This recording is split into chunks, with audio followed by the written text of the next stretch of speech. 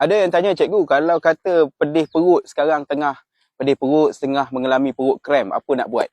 Kalau anda sedang mengalami pedih perut ataupun pedih ulu hati, rasa tersangkut dekat bahagian tekak dan juga ketat dekat bahagian dada, apa yang anda boleh buat adalah makan pisang 2 biji dan makan yogurt, Greek yogurt. Okey, Greek yogurt ni dia bantu untuk bagi kau punya perut yang tengah pedih tu, dia bantu untuk kawal, dia bantu untuk tenangkan perut yang sedang mengalami inflation ataupun keradangan. Alright? So, elakkan makan-makan yang pedas, elakkan minuman-minuman yang berkafein.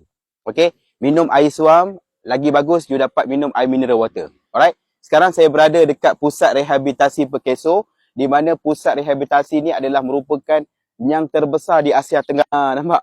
Okey? Jadi, saya nak cerita tentang gastrik dan nak cerita juga tentang kelebihan negeri Perak. Dia ada pusat rehabilitasi yang terbesar di Asia Tenggara. Okey? Di Asia Tenggara, dia nombor 1. Jadi, kalau anda sedang mengalami pedih perut, sakit ulu hati, makan pisang 2 biji atau yogurt. Okey? Boleh dapatkan yogurt dekat 7E juga. Cantik kan 7E dia? Okey, jangan lupa follow dan share.